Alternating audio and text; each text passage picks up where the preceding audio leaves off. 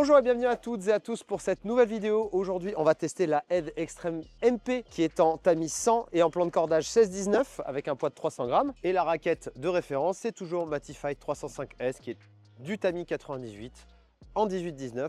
Mais évidemment, comme je vous ai déjà dit sur des précédentes vidéos, j'ai déjà énormément joué avec des tamis en 645 en 16-19.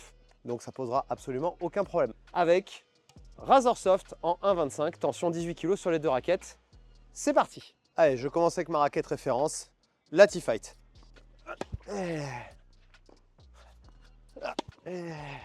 Pardon. Allez, c'est bon, on a fait un long échauffement avec la T-Fight. Maintenant, j'attrape la extrême et on fait direct des points du fond. Allez, série en 10, c'est parti, première croisée, ça joue. Ah. Ah. 1-0. C'est une raquette qui a l'air de pas mal avancer.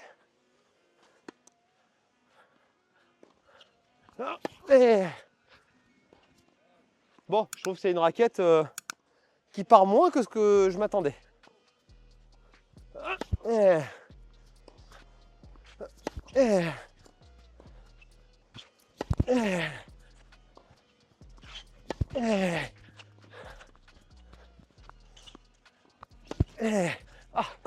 Ah, tu me connais, le Gab. Il me connaît par cœur. Il sait que j'aime bien lui faire croire que je vais décroiser, je vais long de ligne.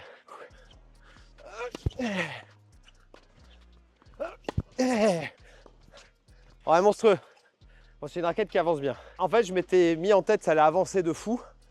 Mais ça avance pas non plus de fou. Ah, non! Ah! Là, pour le coup, c'est parti un peu trop. C'est pas du tout la même raquette que sa copine, la 98.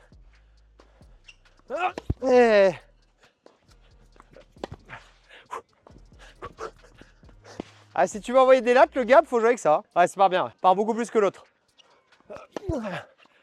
Voilà, là, typiquement, la balle m'a échappé. Donc, c'est bien une raquette très puissante. Rien à voir avec sa petite sœur, celle en tamis 98. Ça fait presque deux raquettes complètement différentes au sein de la même gamme. C'est assez intéressant d'une certaine façon. Là, on a joué vraiment à fond en mouvement. Raquette qui avance. Il y a des fois, la balle m'a échappé un petit peu.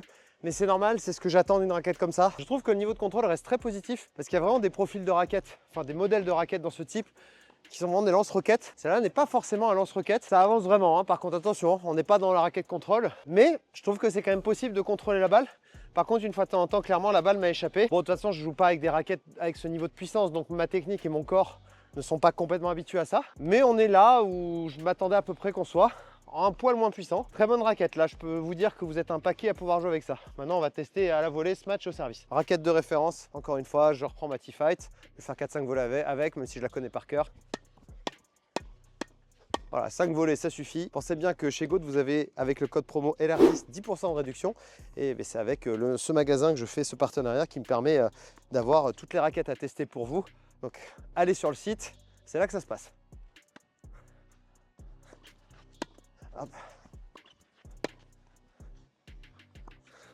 Un tout petit peu moins maniable que l'autre extrême,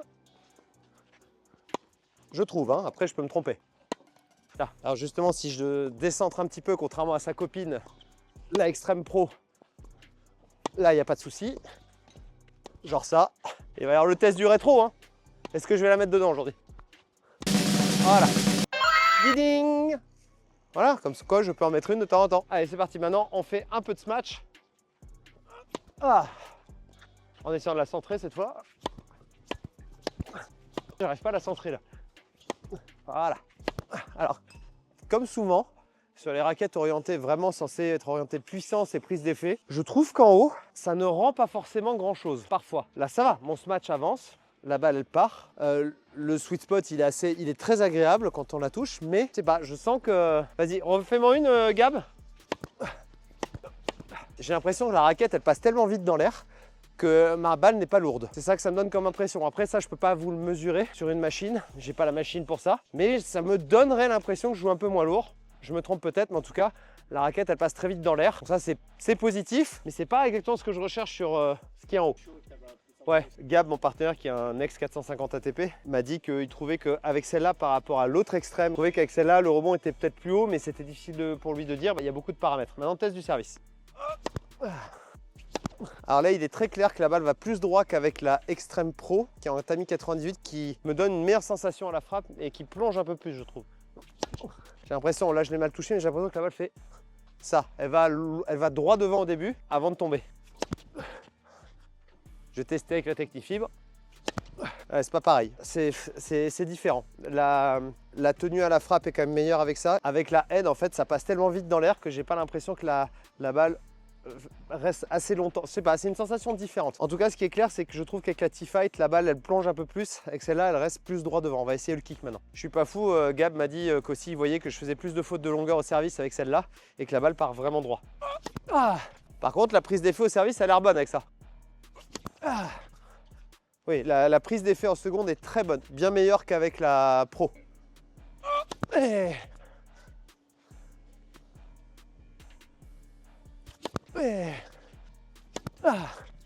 vais comparer une dernière fois avec la T-Fight.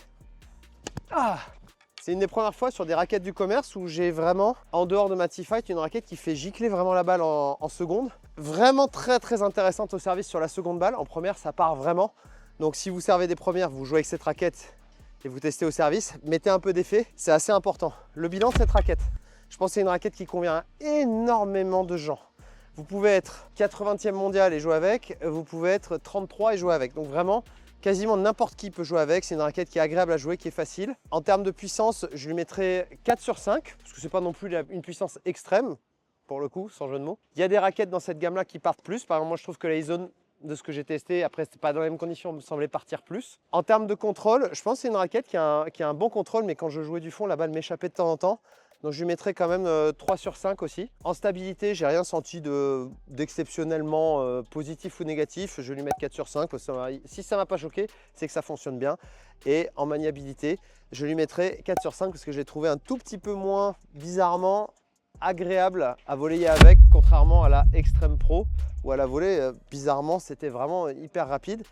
Ça reste rapide, ça reste très bien, mais c'était un tout petit peu moins facile à manœuvrer. Au niveau des styles de jeu, quand je dis que tout le monde peut jouer avec, effectivement, ça veut tout dire et rien dire. Mais quelqu'un qui contre-attaque, quelqu'un qui a envie d'être très agressif en coup droit, par exemple, qui a envie d'avoir un lance-missile en coup droit, peut jouer avec. Quelqu'un qui, comme je vous disais, contre-attaque et a besoin de trouver de la longueur facile, peut jouer avec. Quelqu'un qui est très défensif et qui veut juste trouver de la longueur facilement, peut jouer avec.